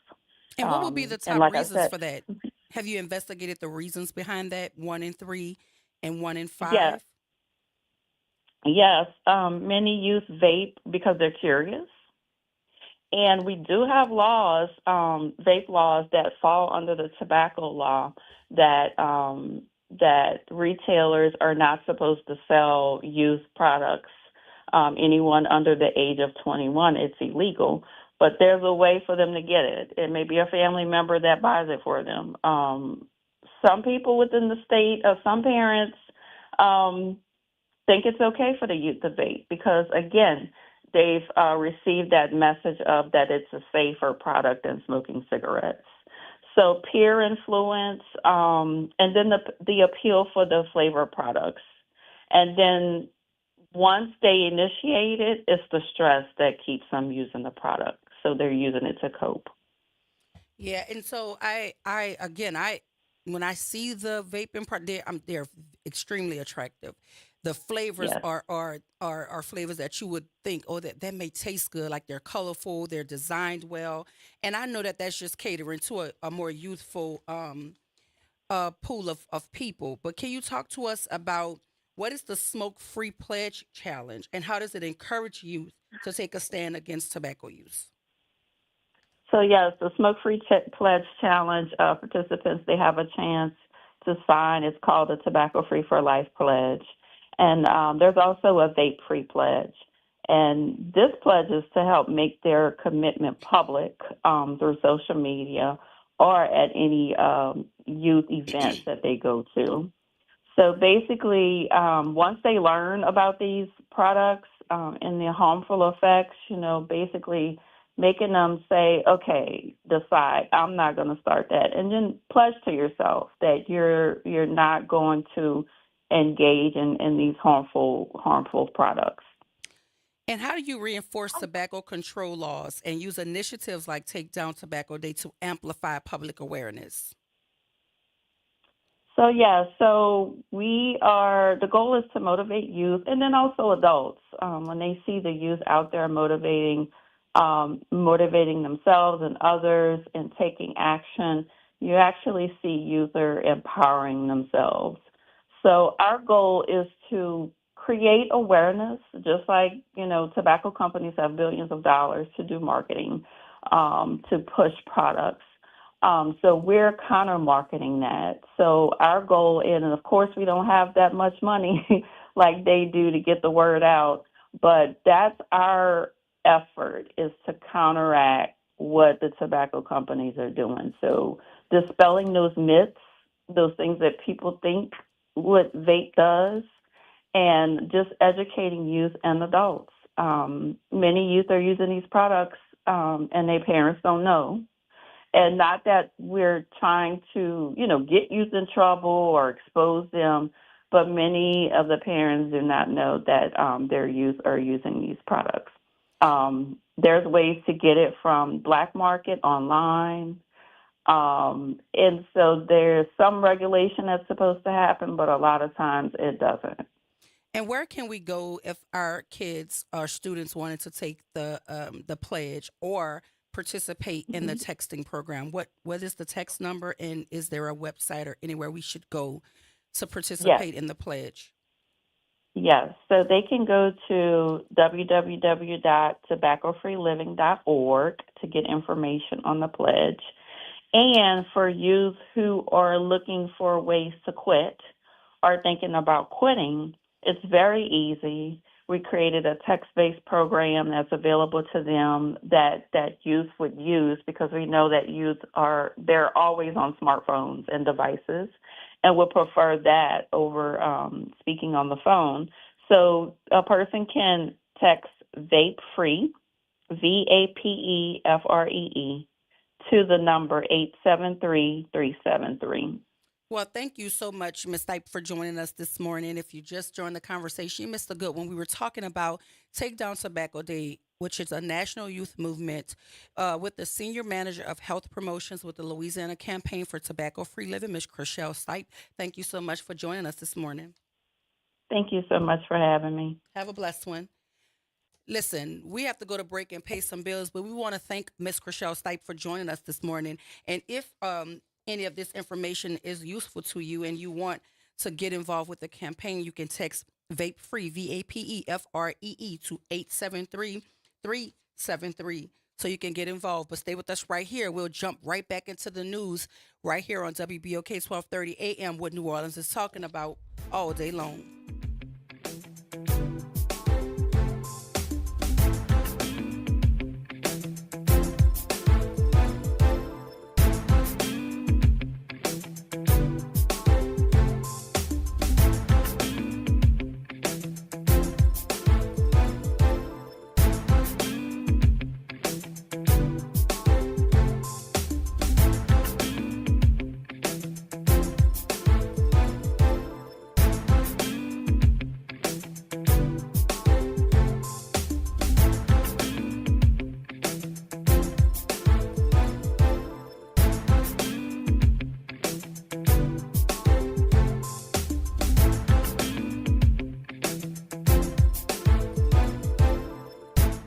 New Orleans, are you ready? A fresh voice in the city is here, bringing you the beats, the culture, and the stories that matter. From local music and food to real talk on what's happening in the streets, we've got you covered. Stay tapped in. Follow us on all platforms at WBOK 1230 for the latest updates and exclusive content. Your city, your culture, your news. Don't just hear about it, be about it. Follow WBOK 1230 now. Good Tuesday morning. I'm Daryl Forges with WDSU News, and here's your headlines. The New Orleans Police Department is investigating a shooting near Lincoln Beach. It happened around 10:30 last night near Haynes Boulevard and Bullard Avenue. Officers say when they arrived at the scene, they found a 19-year-old man suffering from a gunshot wound. He was taken to a local hospital. No word yet on his condition at this time. The North Shore will pay its final respects to a beloved St. Tammany Parish deputy, Sergeant Grant Candies. Candies was killed in the line of duty during a high-speed chase.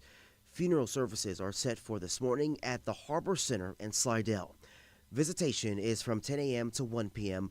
with the service and procession to follow. Today, you can get to know the two finalists vying to lead NOLA Public Schools as superintendent. Those two candidates are Dr. Fatima Fulmore and Dr. Sharon Clark. Today, the Orleans School Board is hosting a public engagement meeting to introduce both finalists to the community.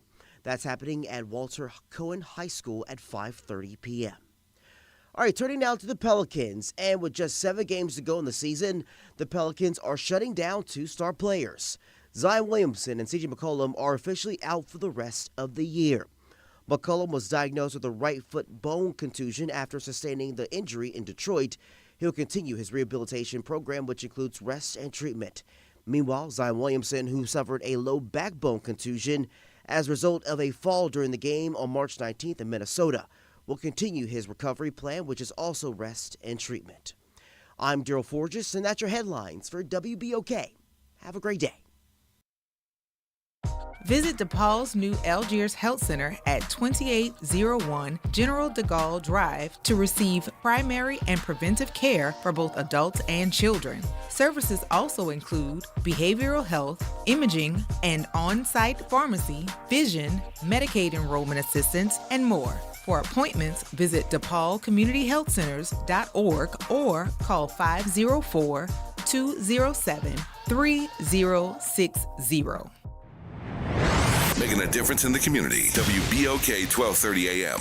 Good morning, Wake Up. The Good Morning Show. Good morning. On WBOK 1230 AM.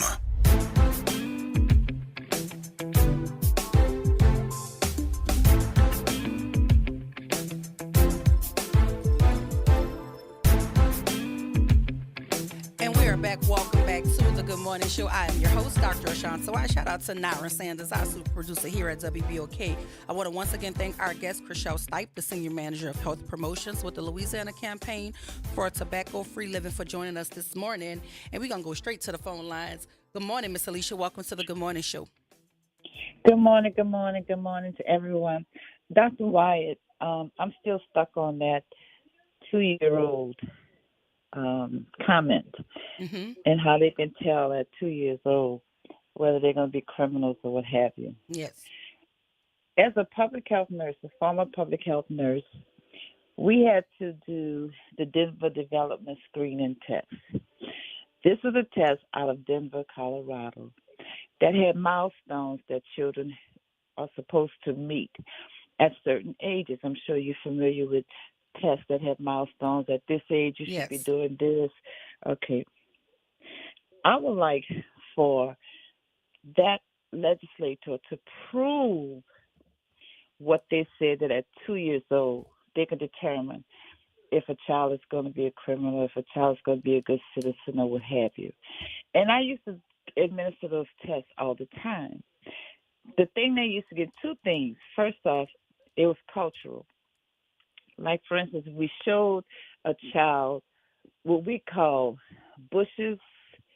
In Denver, they call them shrubs. So I wouldn't fail our children when they said a bush. What is this? Well, that's a bush. I'm not going to fail them because they didn't say a shrub. They at least know that it's just like a shrub, but we call them bushes, okay? One of the questions that used to get me, and it really used to tickle me. What do you do when you're hungry? And they would tell some different stuff, but the one that used to tickle me, they would say, I'll beg for more. It's just the idea that they know that they needed to eat, but I would not fail them because they didn't speak proper about it. When they said, I'll beg for more, that was a check for me, because that child knew if he's hungry, he needs to eat. He needs to get to some food. And for this guy to say what he said, if it was Miss Cloud, prove it. He won't be able to. He won't be able to. Exactly. Mm-hmm. Prove it. And that got me, and it's been stuck with me all morning. I'm so disgusted about that they can label our children at 2 years old. Yeah, I am as well. Thank you so much. Thank you. Have a blessed one. Listen, and I want to give you a little bit more. I don't know if his last name is pronounced Bacala or Bacala, just depending on how long or short the vowel sound is. I don't know. But his name is Anthony Joseph Bacala Jr., and they call him Tony. And here's the gag. He is married, but he is also employed by the Ascension Parish School Board. That's frightening to me. He's also law enforcement, retired law enforcement. But in November 2024, Bacala voiced support. I'm going to call him Tony so y'all know who I'm talking about. Tony voiced support for Senate Bill 2 filed by Senator Heather Cloud. You know, that's the Turkey Creek lady, which lists limitations on the types of crimes for which people under the age of 17 can be sentenced if they are adults, if charged as adults. He remarked, some of these kids are already lost at 2 years old. I want to make that point. Everybody realizes it. Well, who is everybody? Because I don't. So see, even that's a fallacy, because you can't say everybody and exclude anybody. No, everybody don't think that, and everybody don't realize that, Tony. It's scary that some of these people are in the positions that they're in. But he's also the same person who drafted a bill that intentionally has no exceptions for rape, incest, or the protection of the life of the mother in terms of abortions. He want to charge women who get abortions for murder, without any concessions for if you were sexually abused, raped, it was a product of incest, or even if the mother's life is in danger. If you get an abortion for medical reasons or for any of the reasons I named, he's a person that supports charging you for murder. These are the people who are in decision-making capacities for our, this is insane to me. I think that we ought to start putting more parameters in place, more criteria in place. Because you go through more checks and balances to work at Chick-fil-A. They put you through some real training over there. Real training. And you know how I know? Because all of them come out the same way. All of them. It's my pleasure. My pleasure. So maybe we need to let the people at Chick-fil-A be in charge of vetting the humanity and these people who want to actually be lawmakers. Because at least at Chick-fil-A, they feel like it's their pleasure to serve you. These lawmakers don't feel like they're serving at our pleasure. I don't know who they think they are. But when you start labeling kids as lost causes as young as 2, you need to get your head examined. We need to put you through some type of brain check to see if you're firing on all cylinders up there. I'm confused at how this is even allowed. I'm talking about a former law enforcement officer and a person who works for the Ascension Parish School Board is talking about kids being lost at 2. You don't have no right to be around children, sir. Go be a dog catcher. Go be a bouncer at a club or something. Go be a dog greeter at Walmart, but you don't have any right to be servicing children. Lord help us. Good morning, Ken. Welcome to the Good Morning Show. Hey, Doc, am I coming through clear? Because you were kind of breaking up. Loud and clear. On the feed. Loud and clear. Well, here's what we got. You had a long list of stuff. Let's start with the jails. Bottom line is the school board, they're counting our kids like they're Brooks Brothers suits. Like I told a fellow from Alvarez and Marcel at the last school board meeting, which is on tape, before Katrina happened. Friday before, I went down, said, hey, our kids are not per head. They're just counting per head because that's how the charter system works. However many students you got money, and you get to extract money from the largest budget. If the city's budget is $1.8 billion, I have no idea what the school board's budget is at all for what that's worth because I've not looked at it, but I know it's larger than $1.8 billion. I'm certain of that.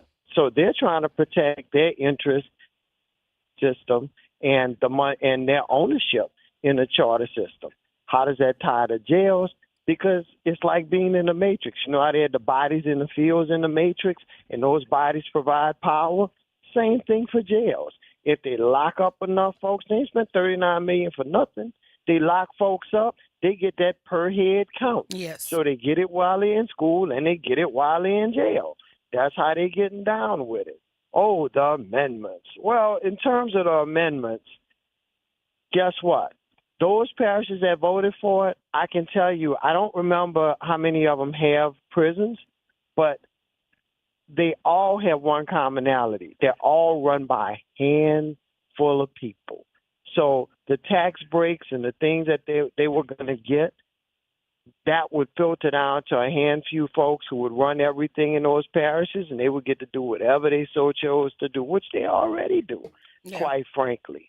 And that, that's the basis of that. The teacher thing, we're going to pay teachers, that's all nonsense.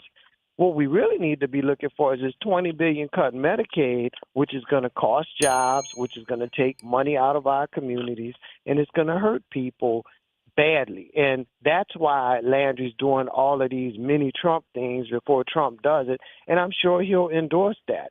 1 in 3 people in our state are on Medicaid. Guess what's going to happen to them?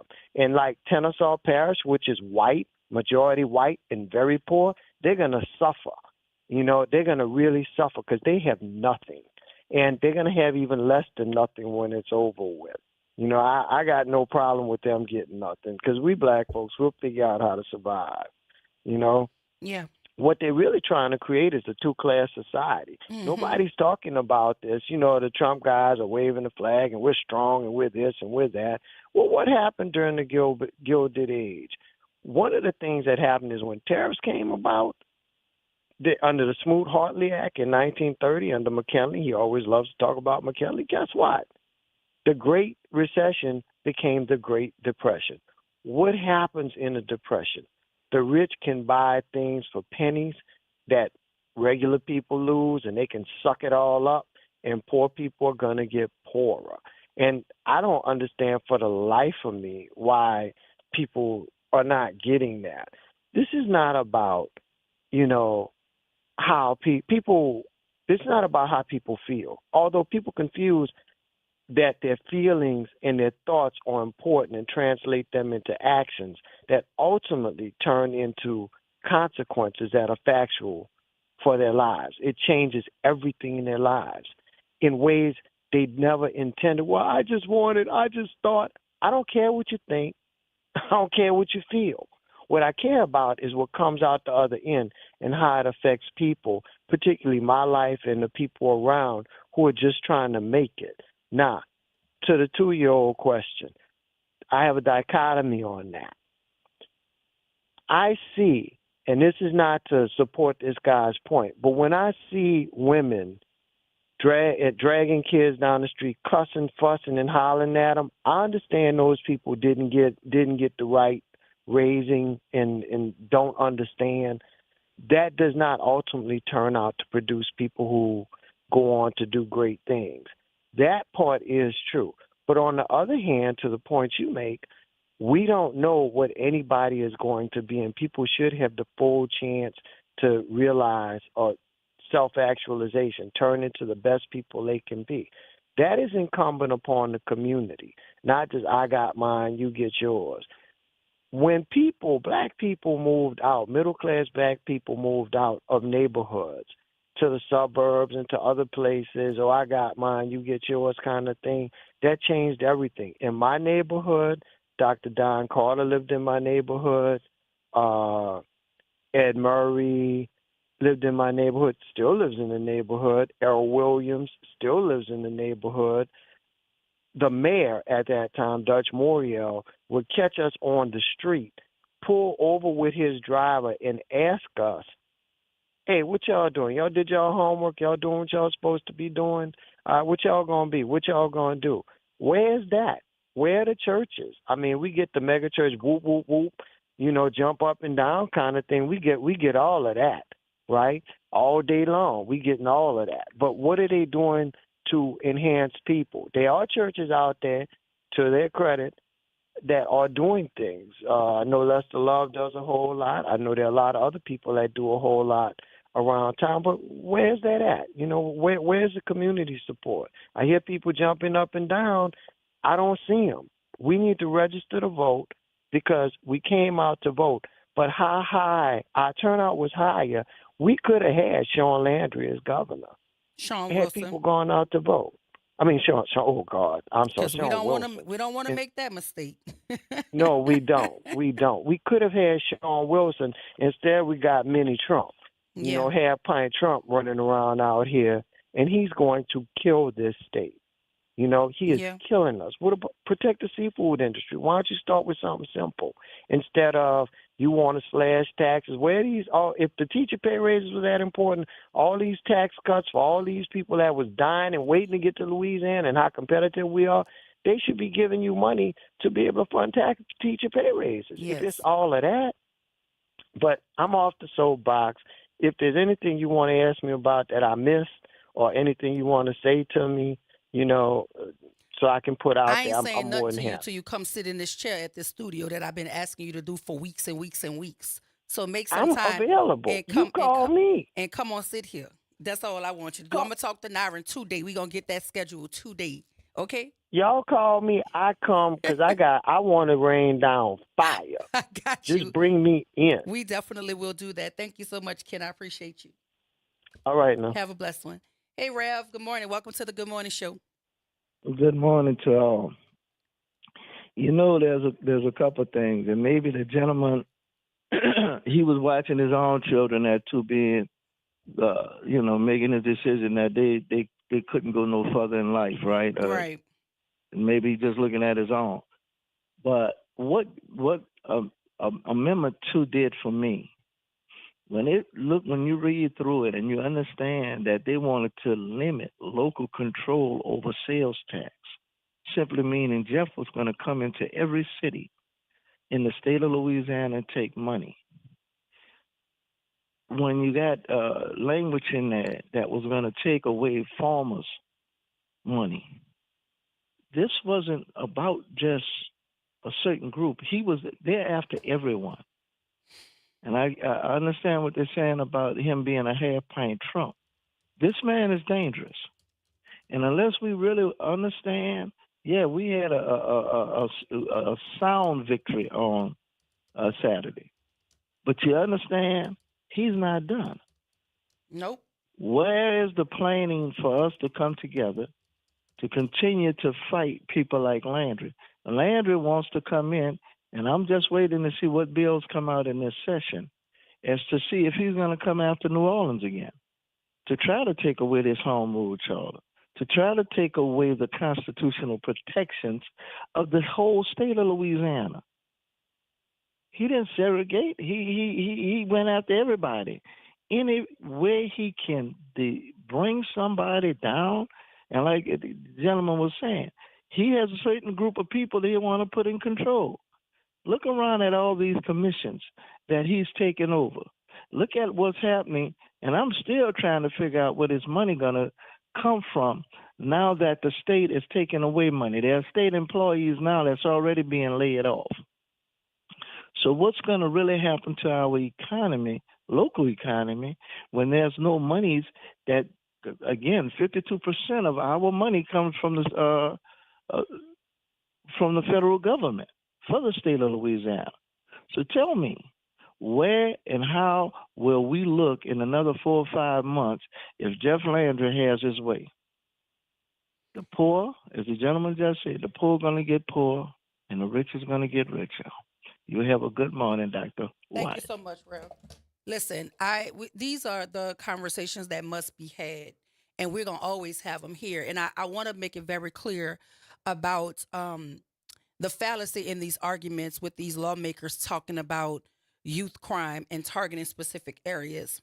So in the article, both Landry and Vilio, that's your governor, and the lawmaker right out of Kenner, insisted at the time that this targeting was about crime rates, not race.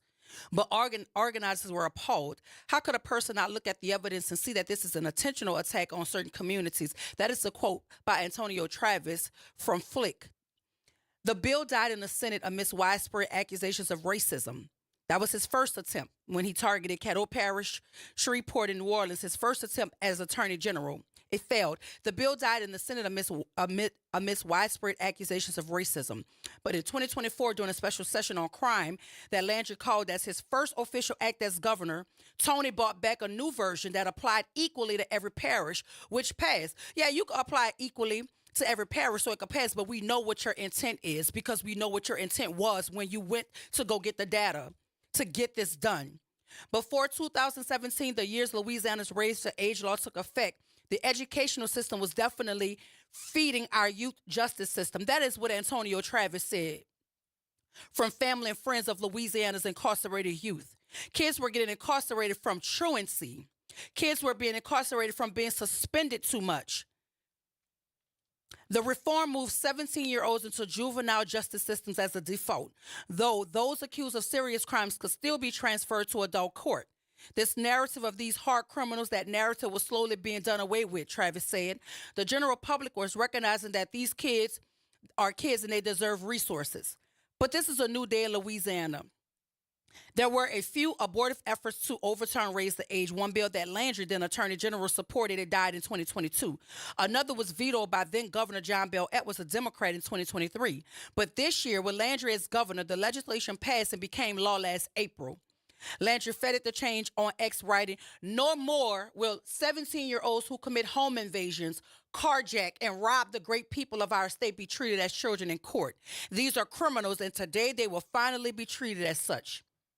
That was his excuse for lowering the age from 18 to 17. Y'all remember?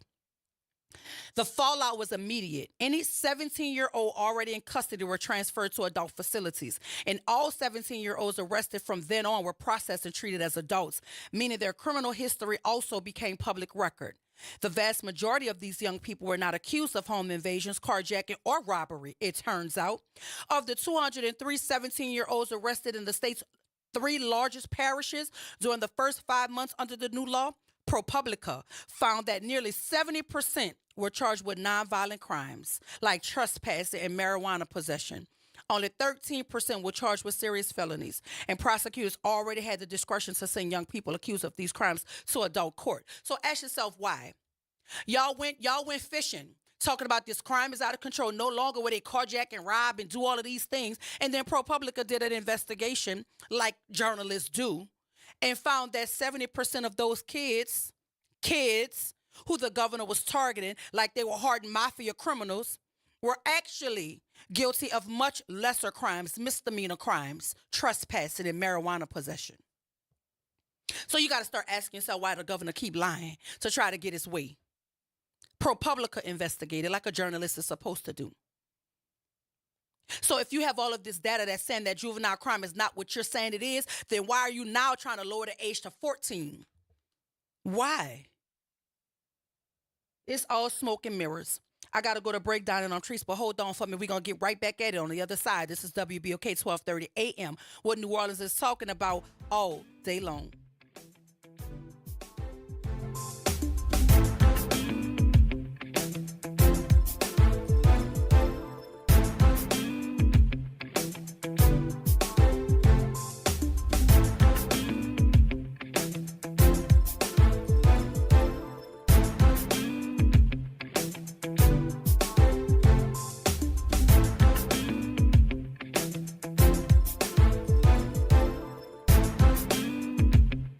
This is your news update for WBOK 1230 AM from WDSU.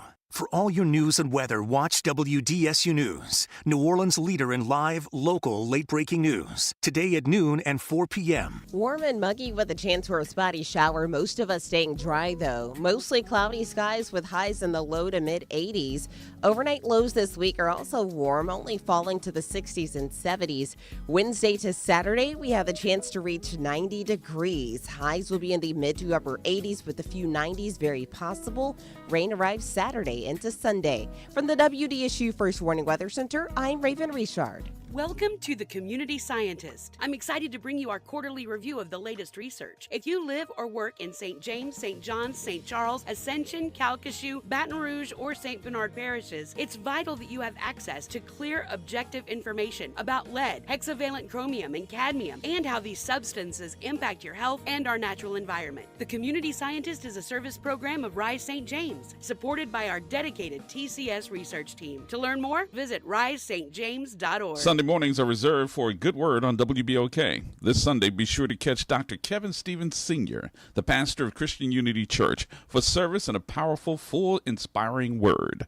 Listen live every Sunday morning right here on WBOK. Hey, everybody. It's Kimber White Dupree. And it's Graylin Bryant Banks from the front porch. We're coming up next. Good morning, Wake Up. The Good Morning Show. Good morning. On WBOK 1230 AM.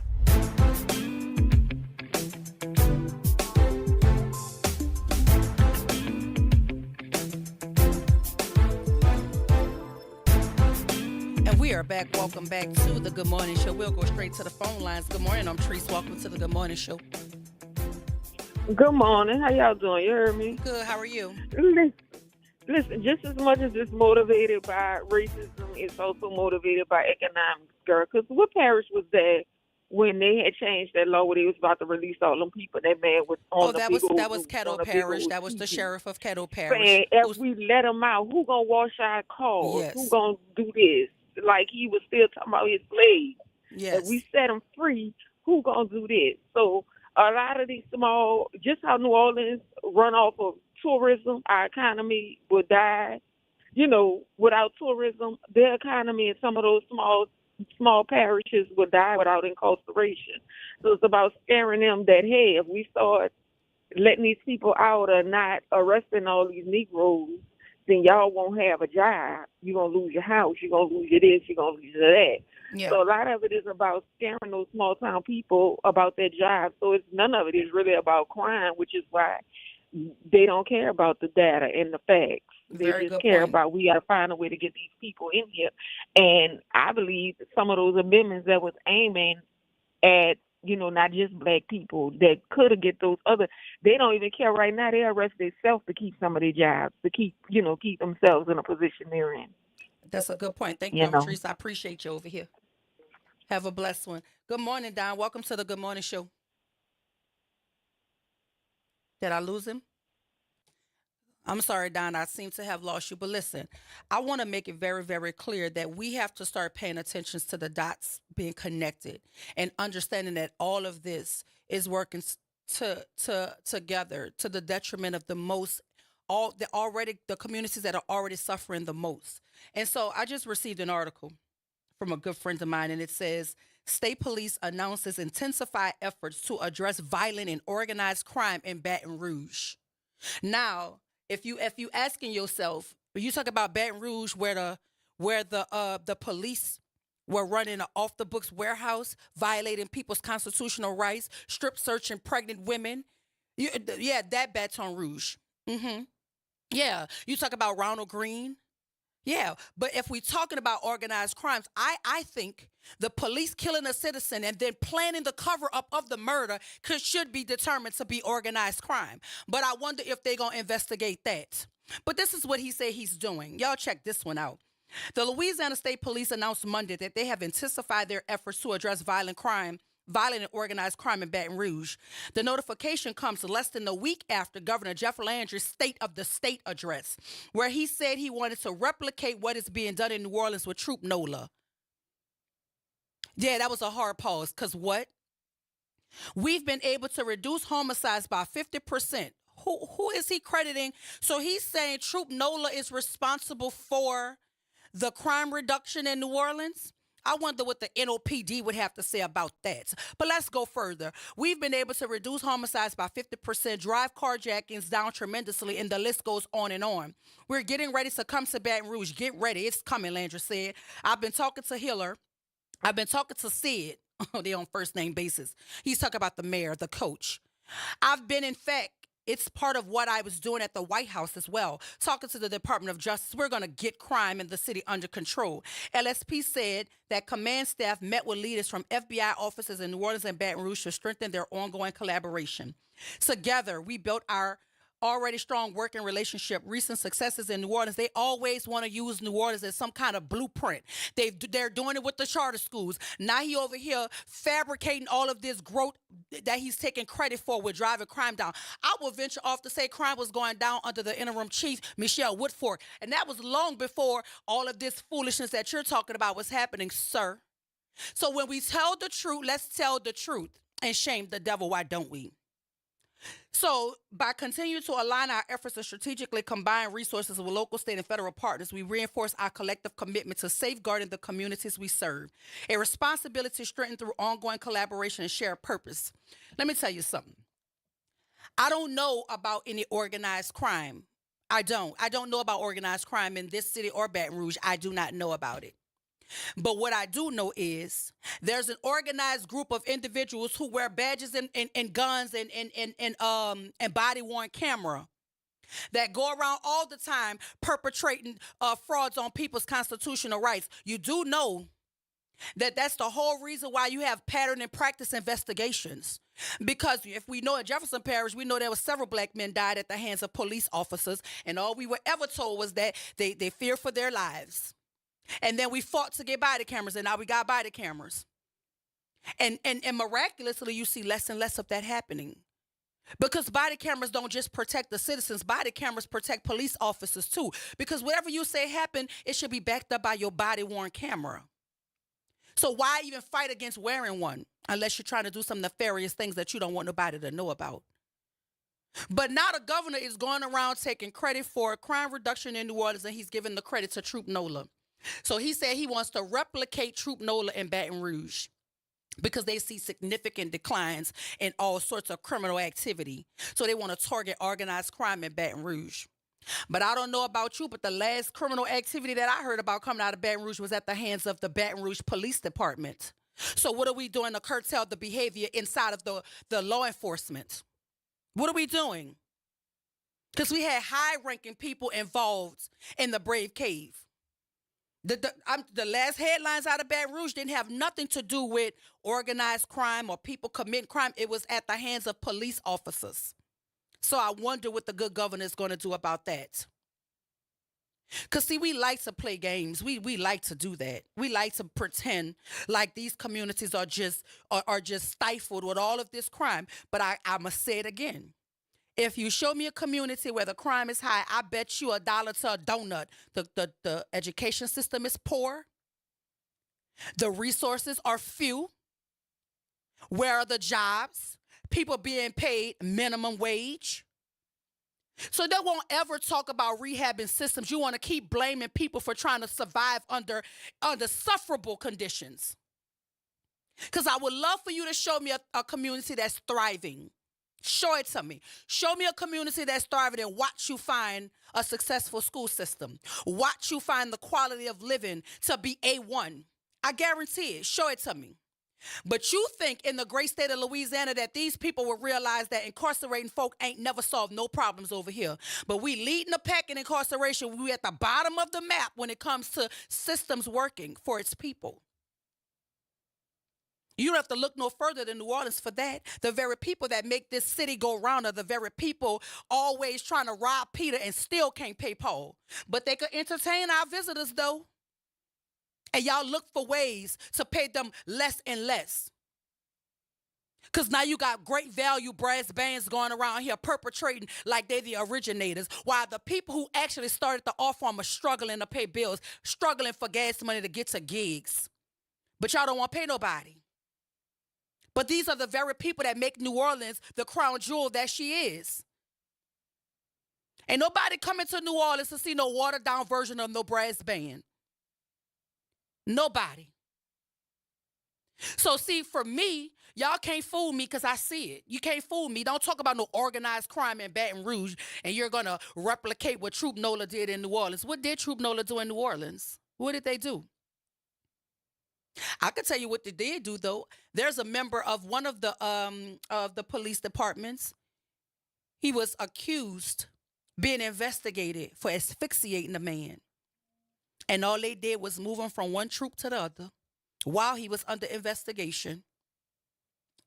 Did. Yes, state police. And asked me how I know, because I'm the one that wrote the letter to the state police, to the guy that runs it. And I said, is this protocol, is this proper procedure to just move a man? He's been investigated. He's been currently investigated for asphyxiating a man, killing him. And all y'all did was move him from one troop to the other? So is that the way we gonna police? Y'all like taking credit for what you didn't do, but always want to talk about diversity, equity, and inclusion. Y'all like cheating off people's paper and acting like you were the author of the answers. Stop playing with us, please. I don't understand why y'all always want to target black communities and then say, well, this is not about race. Well, what is it about? What is it about? Y'all let them people take Baton Rouge money and go create a whole city for themselves. St. George, y'all can create a whole area for themselves using the tax dollars from the very communities you're trying to disservice. but it's not about race. Miss me with that, Governor, but if you want to talk about organized crime, let's try to solve the murder of Ronald Green by police officers and the cover up by the former governor. That sounds like organized crime to me. And I say cover up because he knew about it. He knew about it, ain't nobody do nothing about it. And the police try to cover it up. Man even ran himself into a tree to kill himself, to keep from being culpable. And right now, that man's mother still don't have no answers about why they killed her son and why they covered it up and why she's still fighting for justice. That sounds like organized crime to me. But who am I? Just a black woman that love black people and want equity for black people, that's all. Y'all stay tuned. Up next for the Front Porch with Graylin and Kimber. But it's first a good morning show and Dr. Ashanta White. I'm going to see y'all tomorrow. This is WBOK 1230 AM, what New Orleans is talking about all day long.